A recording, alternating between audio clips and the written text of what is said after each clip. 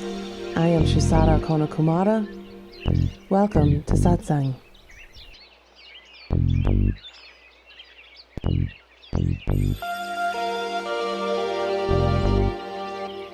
You are beginningless.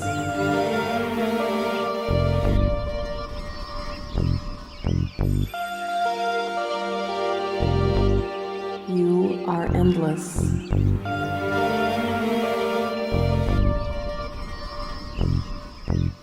You are divine.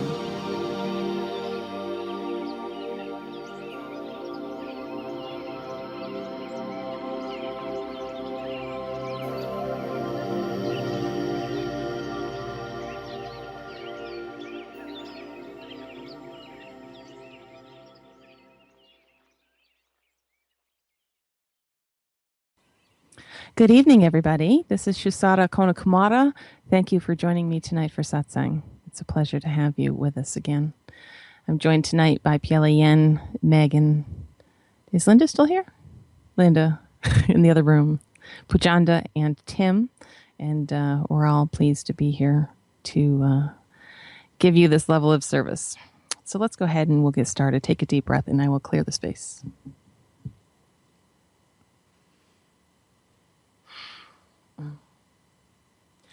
Mother, Father, God that I am, through the great central sun hierarchy, through the office of the Christ, through the order of Melchizedek, I call upon Archangel Michael to bring the sapphire blue ray.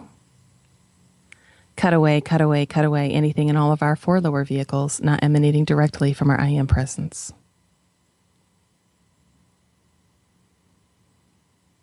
I now call on Archangel Zachiel, keeper of the violet flame. Blaze, blaze, blaze the violet flame through all of our four lower bodies. Transmute, transmute, transmute all the psychic debris Michael has cut free. And I'll bring forth the invincible ring pass knot in the mirror blue light of invisibility to completely surround each of us. And I call forth a shaft of pure Christ light, one shaft to surround each one of us, and I ask that they be brought to the center of the earth, where I call on Archangel Gabriel to seal them, and I ask that the legions of Michael completely surround each tube of light.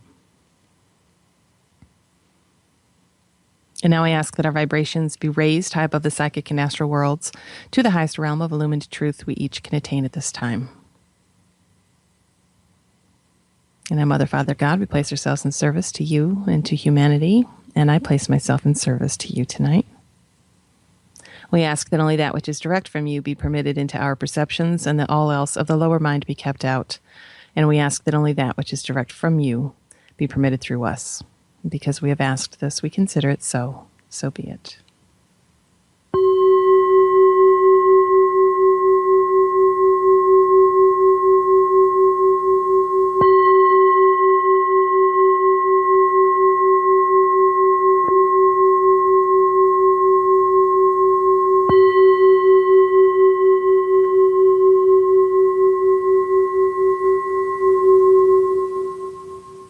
All right, wonderful.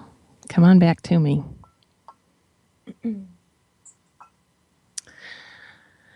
So, how many of you out there in BBS land are struggling with the energies right now?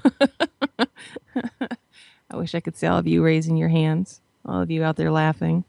They are harsh. You know, we've got a whole lot going on right now, kind of astrologically, and the energies just are rough. So remember that however it's presenting for you in your personal life is merely an indicator of what the collective is experiencing.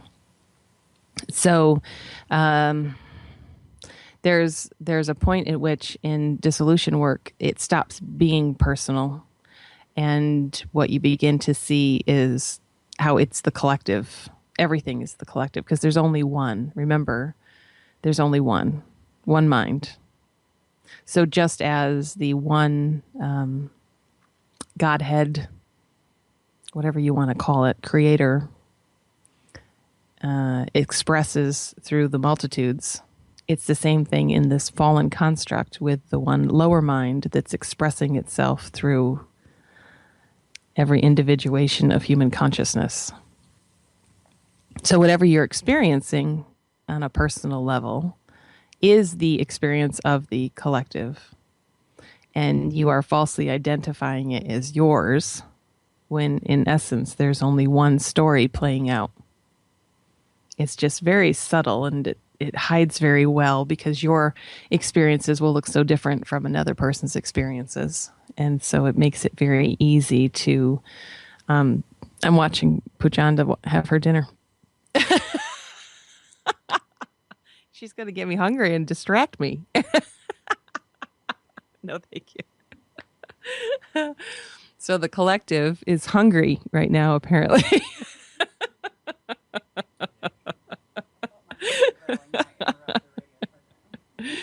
Oh, okay.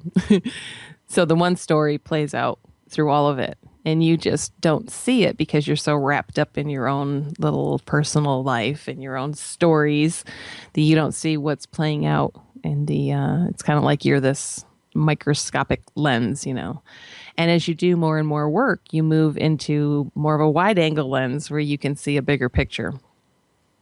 And for someone like myself, who has the privilege of working with people, you really see it because the people that you're working with are all bringing you the same story. They have no idea, of course, but you do because you're sitting there with them talking, or they're sending you emails or texts or whatever. And you're like, oh, look at that. There's the same theme again. There it is. It'll look different, but it's the same story. So right now there's a lot moving, and we were just talking in our Charlotte session that there's an awful lot of self-judgment flying around right now. Negative self-judgment, self-incrimination. And if you've been dealing with that, just know that that is part of what is coming up. And it's really important to not be judgmental toward yourself. Now, this is kind of, these are, it's a slippery slope here because I have to watch how I talk about this. From the level of the personal self, let's say just someone who is, just your average human on the planet, to take that little piece of teaching, that could be very dangerous because the understandings aren't in place for them to know what to do with that, first of all. And the capacity for them to really see it for what it is extremely limited. So I have to kind of explain everything that I say because I don't really know who I'm reaching tonight. Self-judgment has its place in this work, which seems a little strange. But it does, because the ego holds itself in such a place of self-righteousness most of the time that it normally doesn't allow itself to really get into a lot of self-judgment. It always wants to blame outside, And of course, the blaming outside is the self-judgment, but from the level of ego, it can't see that. It sees that as the other. The ego lives in separation. So if I blame you out there, it keeps me from having to put the blame here. And it is the same thing, but you can't see it. So for a time, while you're when you're new to dissolution work and up to a certain point, turning that finger pointing back toward yourself is important, because you've got to start to see where your actions have been manipulative, where your actions have been controlling, where you've tried to, get one over on others, or you've tried to cheat others out of things, or you've been extremely selfish in your motivation. It's important to see it, because until you really see it, there's nothing you're going to do that's going to change that. Now, the prevailing story is always, oh, I'm not selfish. Of course, most people on the planet would agree with that. I'm not selfish. Look what I do. I give money to the ASPCA a couple times a year, and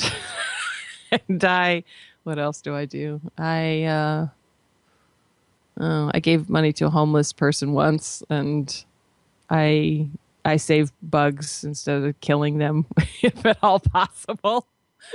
Right? And all these things add up to proof of how unselfish I am. And it is true in those instances.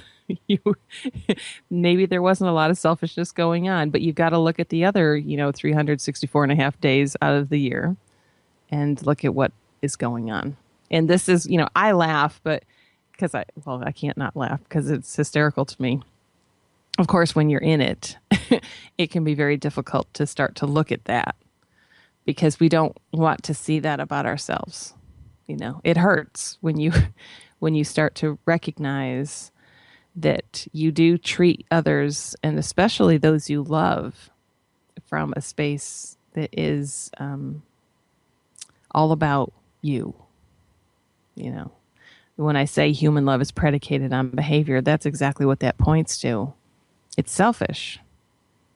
So it says, you are going to be the way I want you to be, or I won't love you. And the reality is that's exactly how we treat people. Now we can verbally say, no, I don't do that. We'll take children, for example, because they're the easy ones to target here.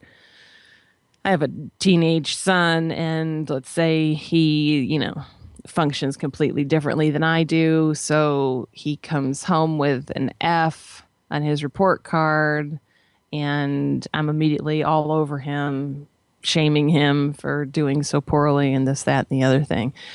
Can I say I love him? Well, of course. Are your actions showing that you love him? No, not so much. Is it easy to justify the actions? Well, yeah, because the concept of right and wrong exists here.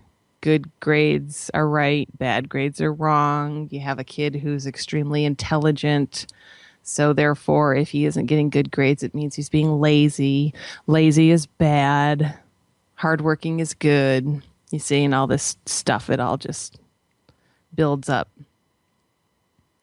But at the end of the day, mom screaming at her son for a bad grade is not an act of love, other than when it is. And sometimes it actually is. But we're not going that deep right now. Not right now. When spirit moves through as mom screaming at son, it is an act of love. Because sometimes that's exactly what son needs. But for the sake of all of the egos listening out there, we're going to reserve that for another discussion. So where do you do that? Where is your selfishness apparent to you? Now, maybe there are parts where it is apparent to you. Maybe you say, you know what, when it comes to Saturday morning, I am selfish and I sleep in because I work hard all week and I really don't want to get up and make my kids breakfast and I don't want to have to deal with whatever. So I sleep till about 10 in the morning. And you can own that. Good for you. That's great. There's nothing wrong with that. So where does it hide from you? Where does it hide from you?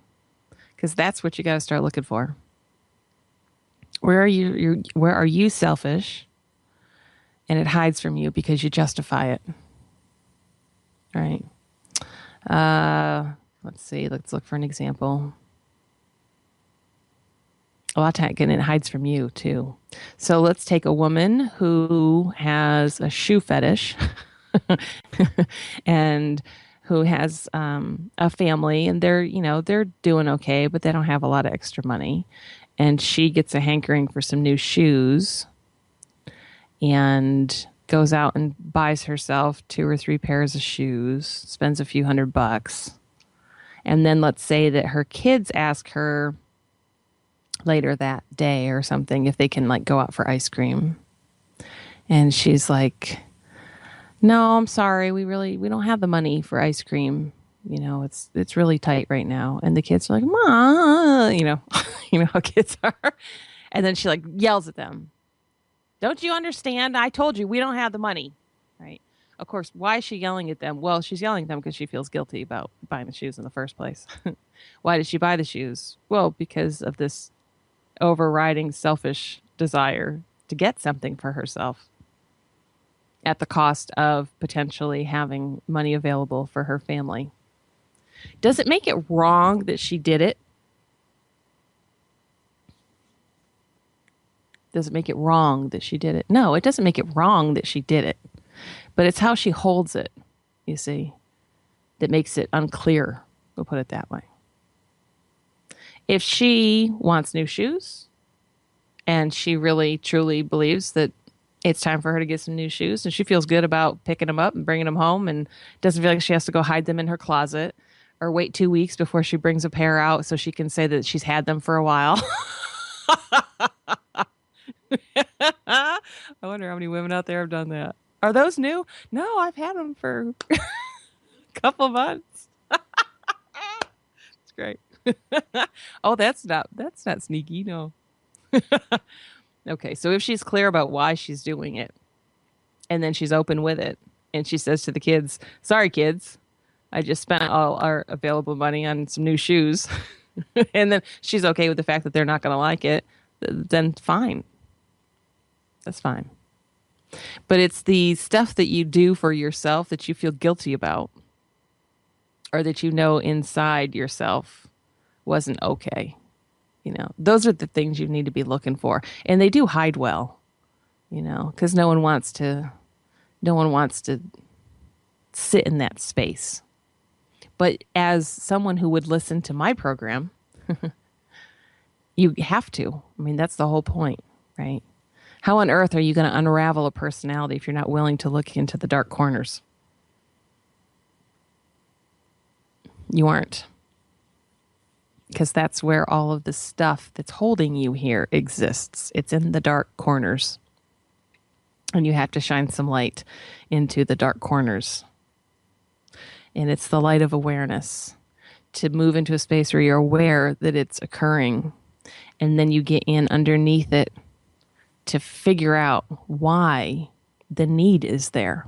You see, because you don't go out and do anything without a need underneath it. The need creates the desire. And the desire will create a belief. And now you're taking action, right? And now you're passing judgment when the belief gets challenged. So she comes home, she's got her new shoes, and she hides them in the closet. And her husband is in the closet, and he sees boxes he doesn't recognize. And so he says, what's that in the closet? And she's already defensive. as soon as he mentions boxes in the closet, she's already got her gander up. So she's already defensive. What do you mean?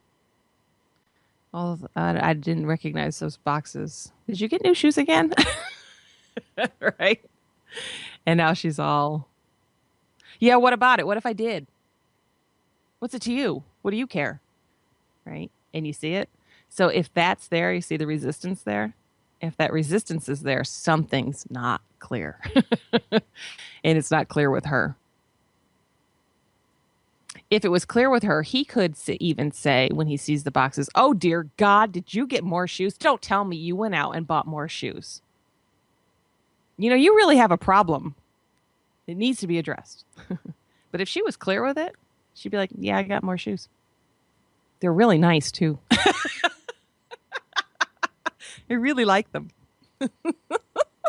And be perfectly okay with it. But that's not what happens, is it? That's not what happens. And so the two will play off of each other, Her guilty conscience kind of feeds his resentment. And then his resentment comes out toward her as anger and frustration, and that feeds her sense that, he doesn't understand her and he doesn't love her. And you see this whole little cycle thing just playing itself out. It doesn't have a happy ending. Okay. So we always come back to the resistance. That's one of the biggest pieces to look at, is the resistance. So when you're in your world and you experience resistance, there's a personal story playing itself out here that you are quite attached to. And you are not enjoying the fact that something about it is being challenged because it's making you feel defensive, because the resistance shows that you feel defensive. In order for you to feel defensive, it means you feel victimized first, right? So the victim has to defend itself.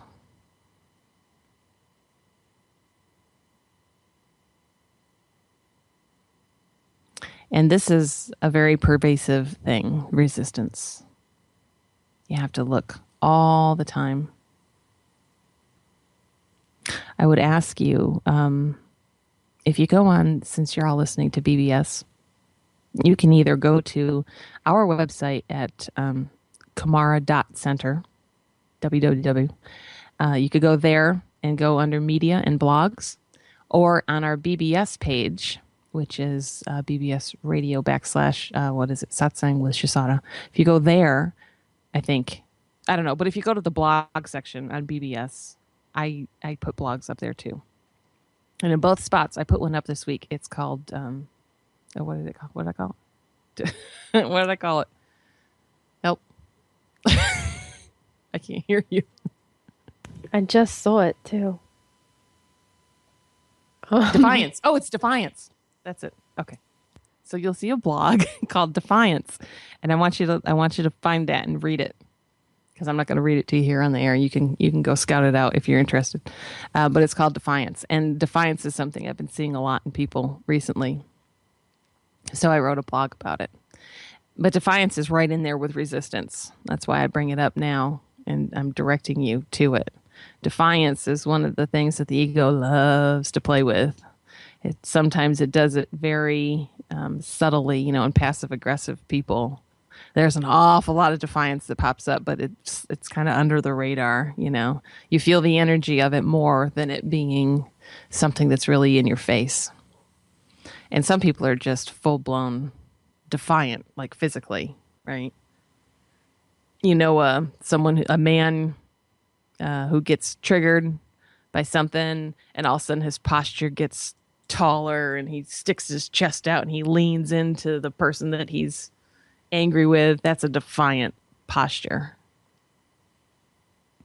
Defiance is something that everyone really needs to look at, because the ego loves to be defiant. Why? Well, very simply, because the ego itself, remember, in the moment of perceived separation that never happened, but the ego, you can't tell the ego that, because it was the experience of the ego. In that moment, when it felt like it got kicked out of, we'll say, home, for lack of a better term, and then couldn't get back in with its union with God, it became very defiant after a while. It wasn't like the first pass where defiance came in.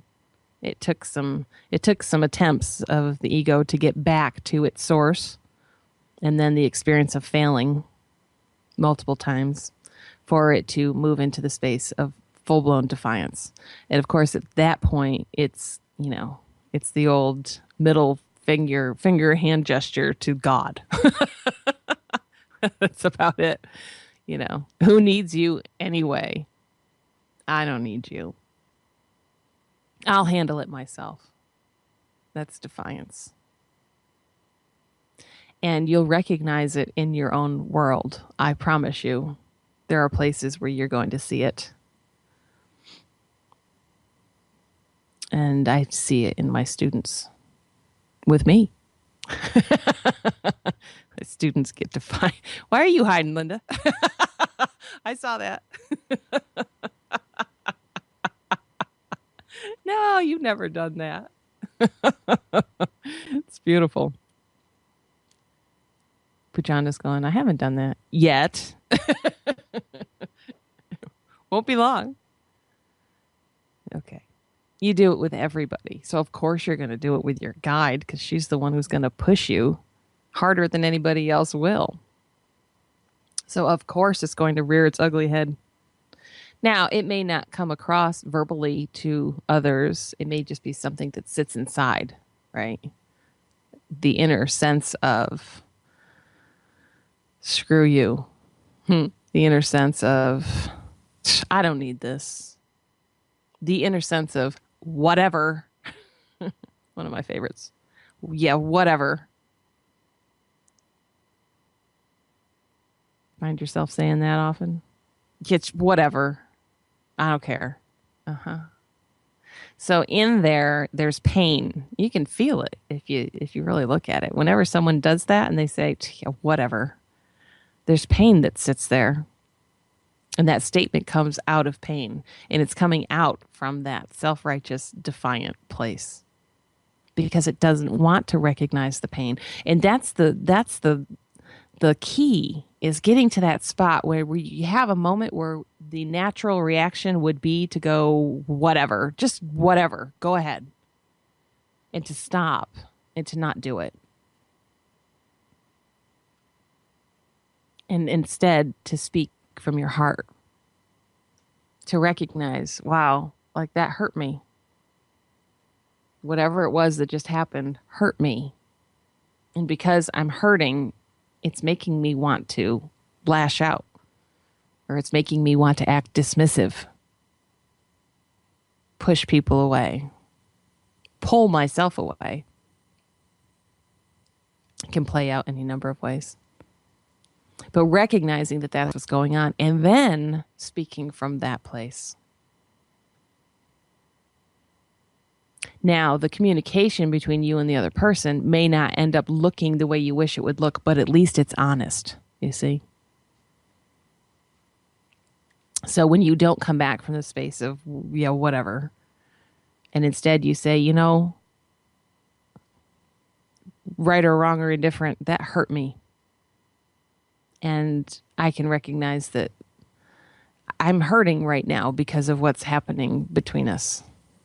Now, the other person on the other side may not be capable of handling that. But that part's not your problem. The whole point is that you handle yourself like that. And if nothing else, at least it opens up the possibility that the other person could handle it that way in return. Without it, there is no possibility. Because as soon as your defensiveness, your defiance comes out, it's only going to be met with the same on the other side. One trigger triggers the next trigger. Yeah. I mean, realistically, you know, how many of you are like married to a psychiatrist or something where you go, yeah, whatever. And they're like, honey, are you hurting? Honey, what's the matter? Probably not many of you, I'm guessing. Oh.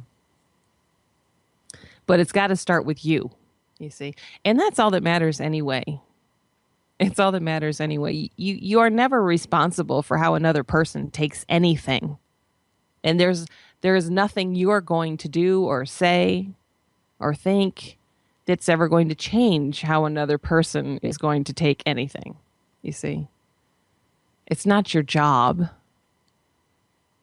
It's not your job. What? Come here. Come here. I have to call Linda over. She just had this look on her face.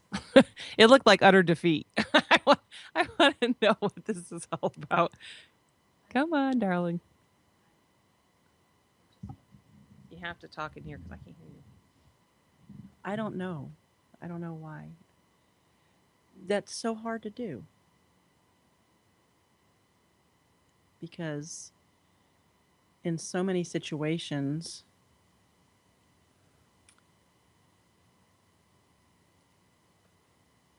the work that I've been doing, I see that I'm responding differently, yet what I get back is still the same garbage.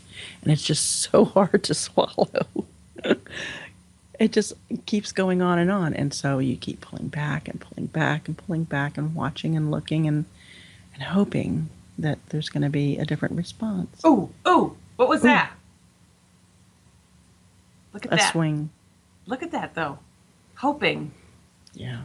So what does that show?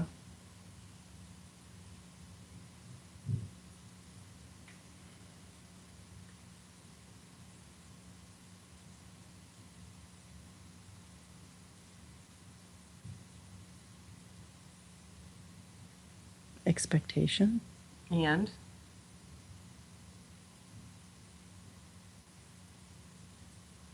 Desire. And? Yes, and. Attachment. There you go. That's it. That's perfect. Oh gosh, I'm glad you just did this on the air. That was so perfect. Because in her saying, I don't know what it is, and she just starts talking, it presents itself. And there it was, hoping. Keep hoping for a different outcome. That means that she's attached to the outcome. The attachment to the outcome is the one thing that's going to guarantee you don't get the outcome. She walked away from me. Okay, we're done here. It's so subtle. It's so subtle. So even in her working very diligently to remain the observer, to stay in the space where she doesn't lash back out, she tries to be impersonal, right? It's all of that stuff is there. But what's sitting there is there's desire for something different. She's not loving what is in the moment, is she?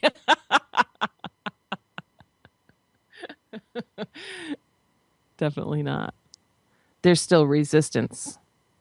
The resistance is there. It comes through as desire for something different than she's getting. And even though she's saying, but I'm trying, I'm doing, I really am. I'm trying. Well, the thing she hasn't done is she hasn't dropped her attachment to it. Yeah.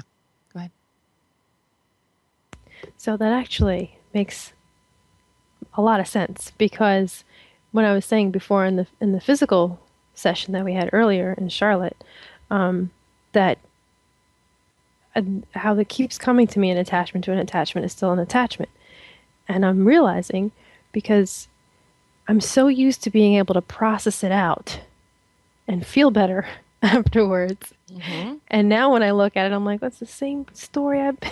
It's nothing different. Like, I know it's there, but it's still there. And I'm still left with that feeling of feeling like poo because I'm in that space. And then, you have that expectation that I should be able to do something about this.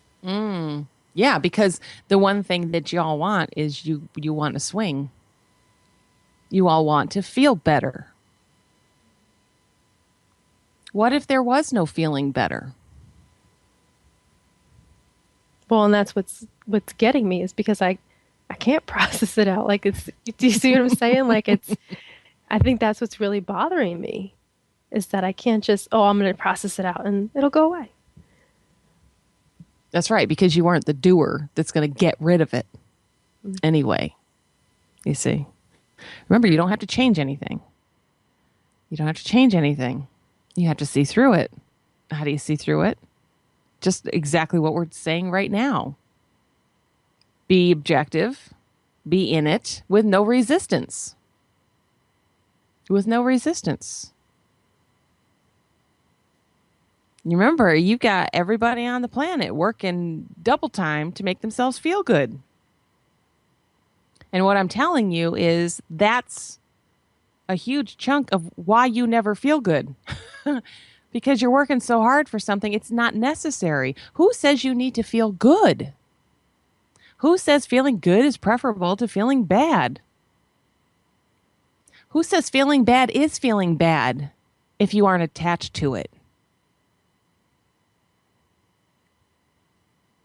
What is feeling bad other than a concept? Why are you smirking at me? Come on. I can't hear you. You have to say it on Radio Land. It's just funny to me because I like rainbows and sunshine. So to say what is it to what's wrong with feeling bad? It's like, ooh. I'm much better with it now than I used to be, but there's still work to be done. Yeah, it's because you still think that there's a you that feels bad. You see? And you aren't that. You aren't the one who feels good, and you aren't the one who feels bad. You're the witness to both. And it's only the ego that attaches itself to having a preference for one over the other, and it identifies with all of it. And it holds the whole thing in place. But y'all, if you're going to, ooh, my Southern just came out. So, y'all, if everyone listening truly wants to walk off the life-death cycle, if you want to be done with third dimensional reality, there's only one way out. And that is through the dissolution of all concept, all of it.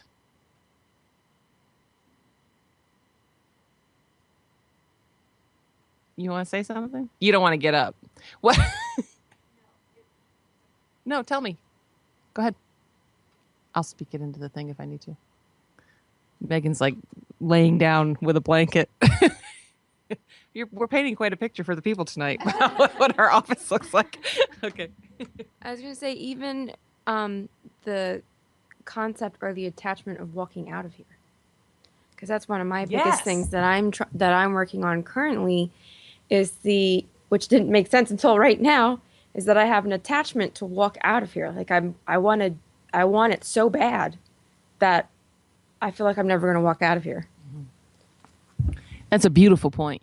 And this is one of the moments where paradox is really important, that you have at least a mental understanding of how paradoxical this work is. It's exactly what you just pointed to. In order to walk off the life-death cycle, in order to quote unquote get out of it, you have to have a burning desire to get out of it. High levels of attachment, right? But that's meant to carry you to a certain space. Okay. And at that certain space, that falls away. You see, because what was that? Like last week or the week before, I was giving everybody that Sai Baba quote. Life is lost in dreaming. Being is lost in becoming. And that's Megan, that's exactly what you're pointing to. You want it so bad to walk out of it, but it's the desire for freedom that keeps you from being free. And it is. It absolutely is. But it's not as simple as saying, okay, so I'm just going to stop, okay, so as of today, I'm free.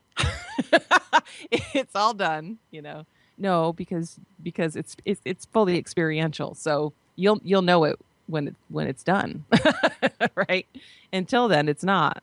And you need that desire in place that is there. So again, it's not that attachment's bad. It serves its purpose, right? And right now, the purpose it's serving for all of you is it's showing you where you're stuck. Remember, you don't have to change it. You don't have to become unattached. That means you're changing it. You just have to see through it. See the attachment for what it is. When it's seen for what it is, it dissolves away, and then there's no more attachment. But it's not because you chose to become unattached. It's not because you did something to unattach yourself. You see? It just naturally will dissolve out. Okay, go ahead. So just to repeat, so you see the attachment for what it is. So you don't just say consciously, I'm not going to be attached to this anymore. I'm not going to be attached. I'm not going to be attached. So you just, I guess I'm kind of not clear on seeing the attachment for what it is, like that it's a concept, that it's just a desire that has the bottom that's an unmet need, or like it's kind of overanalyzing maybe, but how do you see the attachment for what it is? Okay, so this again is going to be a paradoxical answer, because in order to do what needs to be done with it, now remember the personal self believes itself to be the doer, okay? And that's okay, because it kind of utilizes that concept to do the work, right? Okay.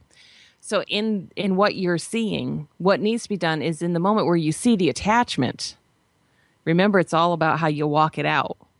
So you see the attachment, you see what would be the patterned response to the attachment, and now you're going to do the opposite. Yeah, okay, good. I got recognition there. So in doing the opposite, what you're doing is breaking the pattern. And literally in the brain, you're doing that. You're breaking the long-term connections because it's very used to firing in a certain order and having your response. It's the action reaction thing.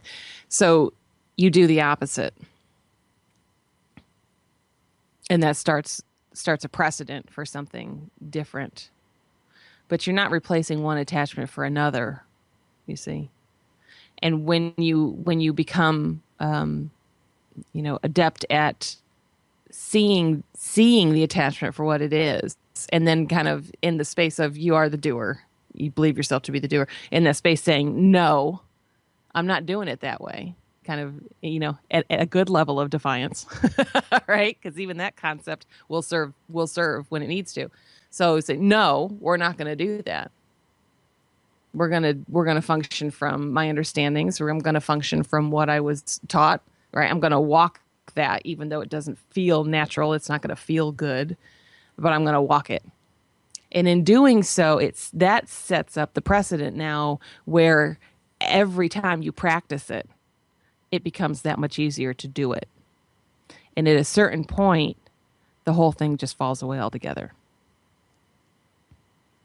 That's what, remember, and I've said to you like a million times, just seeing something isn't enough to dissolve it. This is exactly what I'm talking about. It's the seeing it that has to happen first, and then it's how you walk it out in the world. That's the kicker. That's the piece that when you do that enough, that's what will dissolve it. Because now you're functioning from a different place. Yeah. And after a time, it will have broken that connection. When that connection, and if you look at it from the space of the brain, when in the neural net, when that connection is severed, meaning those synapses, when they fire, they don't, one little piece isn't connecting to that little piece anymore because they broke their long-term connection. When that's done, that equals the dissolution of the attachment. You see that? It does make sense. That's exactly what happens. Without the attachment, those neurons aren't going to fire in that specific order anymore. If they aren't firing in that specific order anymore, there's no reaction to take place where the patterning would do a certain thing based on the attachment. It doesn't exist anymore.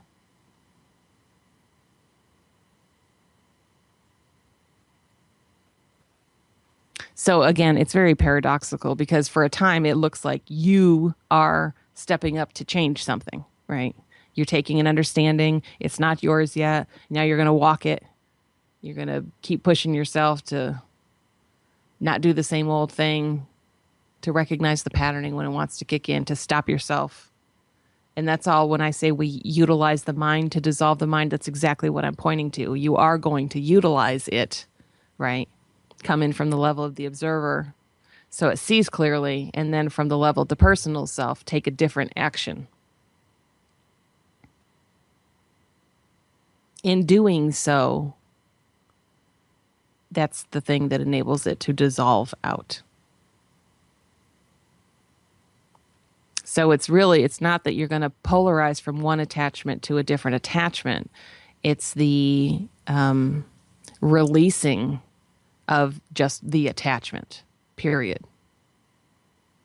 And you do that by stopping the process of attaching. Yeah.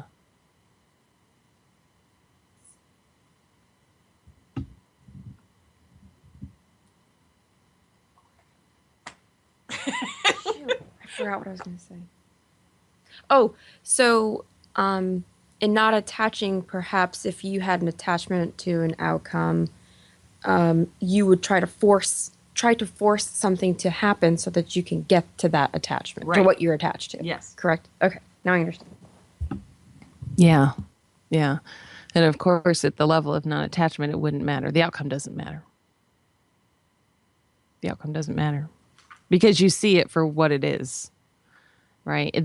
There's an understanding that takes place at that level. You understand that even if there was something where you had a part in trying to make some kind of a change or make something happen in the world, there was work that you did or whatever, and then the desired outcome that maybe the group held or what have you didn't pan out, right? it would still be okay, because you would recognize that for whatever reason, it just wasn't the right time. Maybe it wasn't meant to, period. Maybe, just certain pieces aren't in place yet for it to happen. And so you hold it very loosely. It doesn't mean you drop it all together. Maybe it's good work that still could come together and more could happen, and maybe just the timing wasn't right. So you see that for what it is.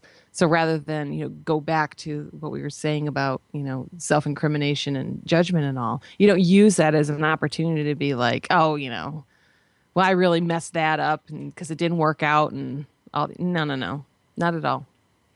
When you're clear with yourself and you know that you've given everything you could have to, say, a project, you've done your best, you really did. You gave it everything you had, and you're good with that.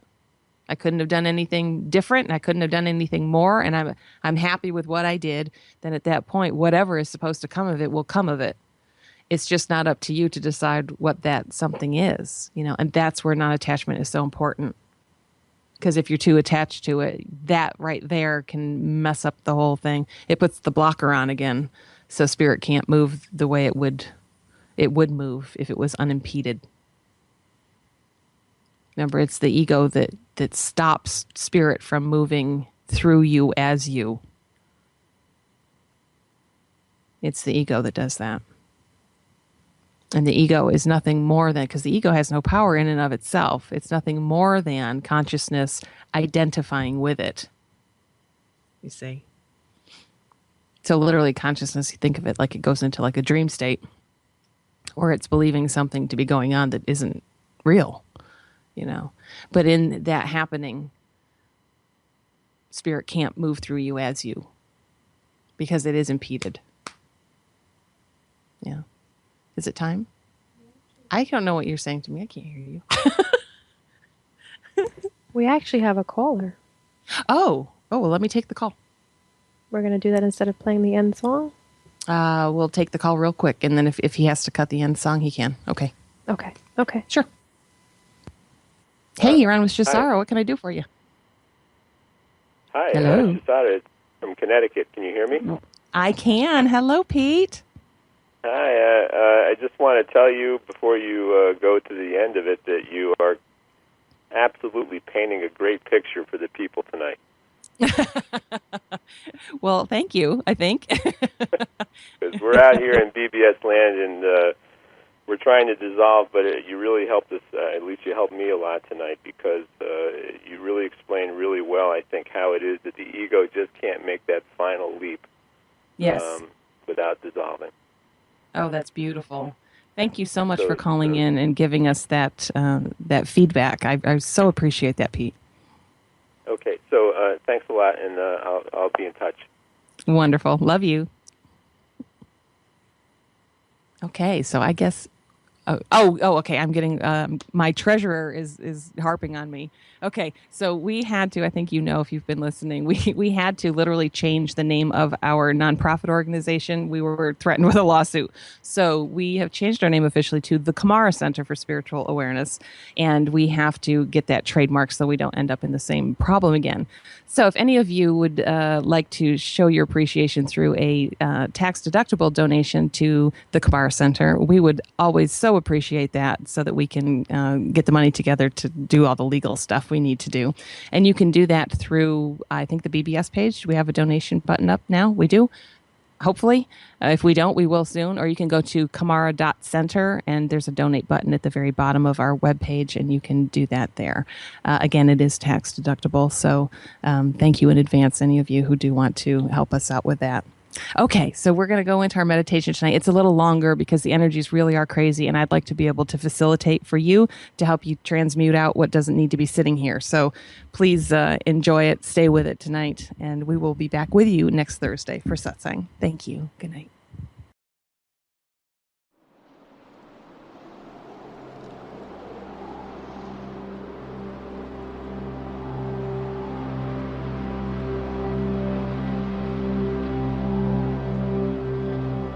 ईश्वरम्बा सुता श्रीमन् पूर्वा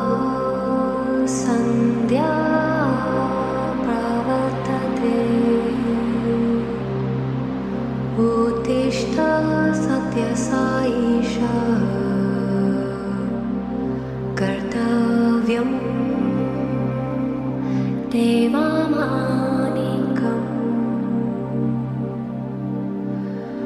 उत्तिष्ठ उत्तिष्ठ पर्दिश उत्तिष्ठ जगदीपते उत्तिष्ठ करुणापूर्णा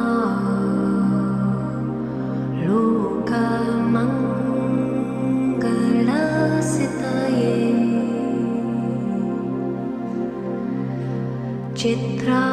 चित्रावती तथा विशाल सुशान्तसूति तिष्ठन्ति सेवकजनस्तव दर्शनार्थम् आदित्य कान्तिरनुभाति समस्तलोकान्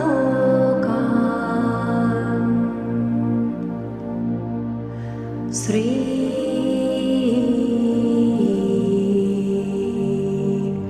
सत्य साई भगवान तव सुप्रभातम्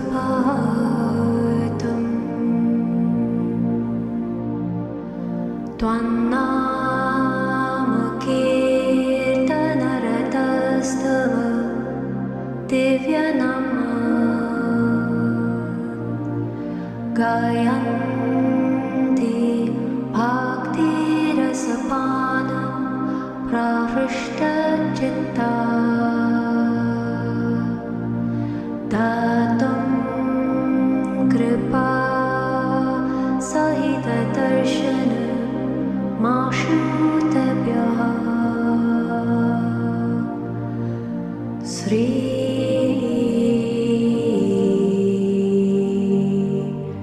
सत्य साई भगवान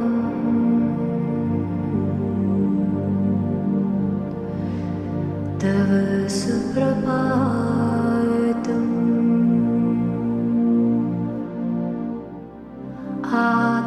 आदाय दिव्यकुसुमानि मनोहराणि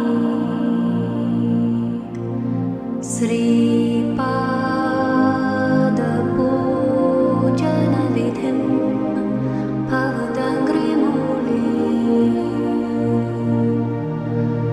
कर्तुं महोत्सुकतया प्रविशन्ति भक्ता श्री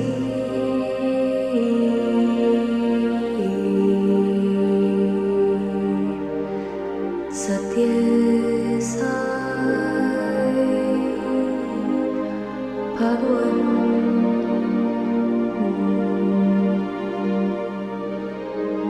तव सुप्रभातम्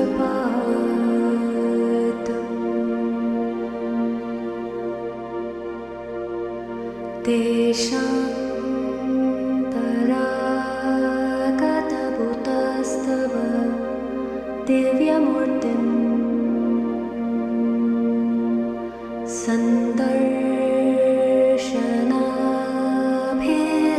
सन्दर्शनाभिरतिसंयत चित्तवृत्त्या वेदोक्त मन्त्रपठनेन लसन्त्यजस्त्रम् श्री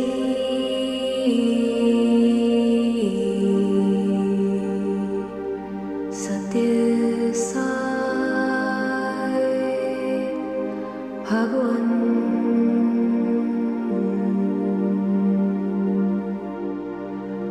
तव सुप्रभातम्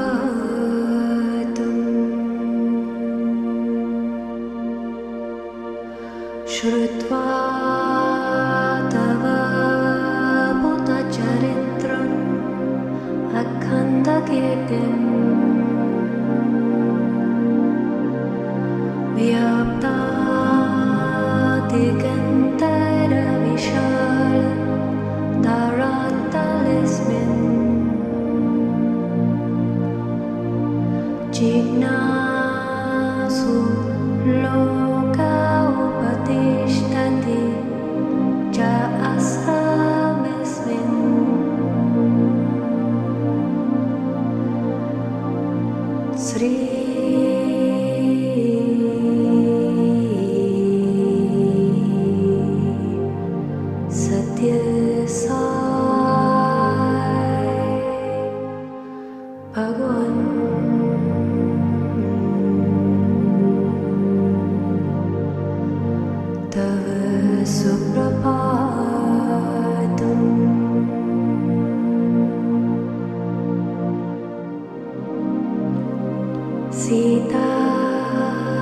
सति समविशुद्ध हृदयं वचत्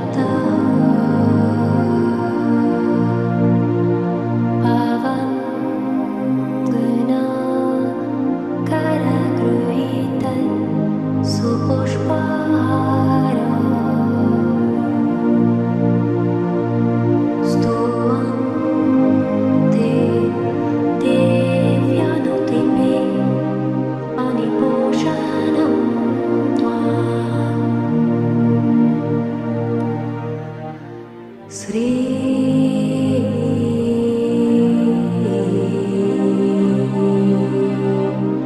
सत्य साई भगवान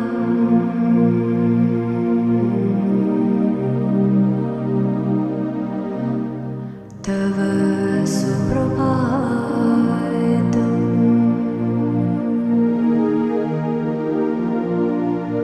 सुप्रभातम् इदं पुण्यं ये पतन्ति